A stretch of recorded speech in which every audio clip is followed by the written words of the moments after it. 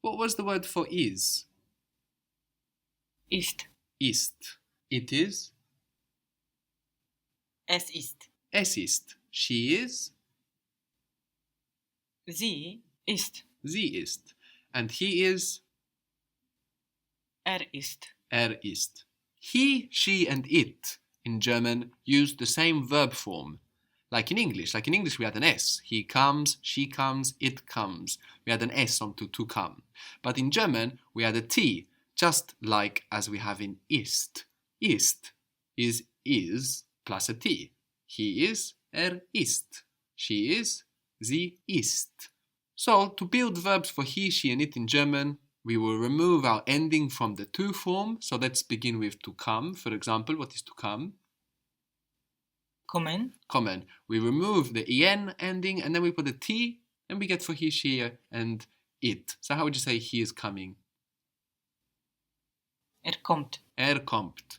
She is staying here. Sie bleibt hier. Sie bleibt hier. Good. To visit was besuchen. Besuchen. How would you say he is visiting me? Besucht mich. Good. Besucht mich.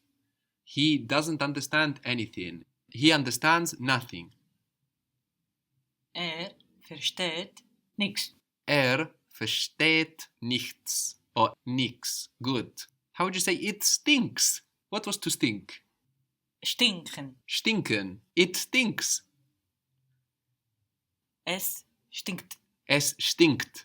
It stinks. What was to smell, like the English to reek? Riechen. Without the ch. Riechen. Riechen. Riechen. Good. If you want to say, for example, it smells of soup, you will use nach. To soup. It smells to soup. Which is quite literal if you think about it, no? When you smell something, the smell is originating from somewhere and leads you to that, no? So it smells towards soup. So how would that be? It smells of soup, it smells towards soup. Es riecht. Riecht. Es riecht nach Suppe. Suppe. So we have the two different CHs here, no? Es riecht nach Suppe. Good. What was to do or to make? Machen. Machen. How would you say it makes? Es macht. Es macht. How would you say it makes nothing? Es macht nichts. Es macht nichts. Or nix. This is used like it doesn't matter. It doesn't matter. Which very interestingly is ideologically exactly the same. If you think matter refers to matter, to stuff, to things. And when you say es macht nichts, you're saying it makes nothing. There is no matter. No? And then you have it doesn't matter. So that's very interesting how the idea behind those two expressions is extremely similar, but it's said in a different way. It doesn't matter. Es macht nichts. We saw machen for to do or to make, but we also have a verb coming right from to do. So make your D to T shift and then make it into a German verb and see what it sounds like. Dann. You have do. Tun. Tun. Good. No? D to T and then put an N to make it a verb in German. Tun. T-U-N. Tun.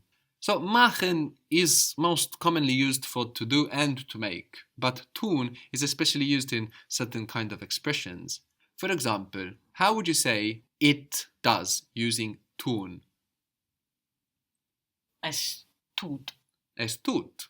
Es tut mir leid. Es tut mir leid means it does to me. Mir means to me. So we have mich for me and mir, mir for to me. Es tut mir leid means it does to me suffering. And this is a way of saying sorry.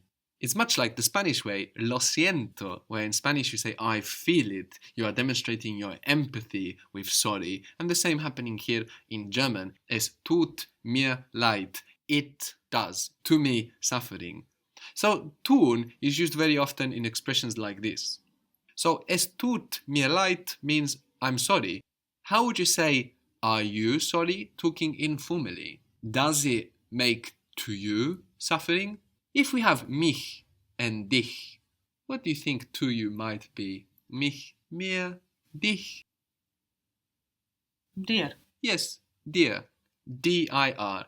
So we have M-I-R, D-I-R. Mir, dir. Mir, dir. So, are you sorry? Does it do to you suffering?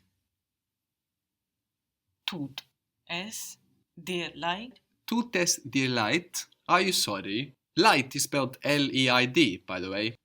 Another use of tun in such an expression would be to say that something hurts. If you want to say, for example, my shoulder hurts, you will say, my shoulder does aching.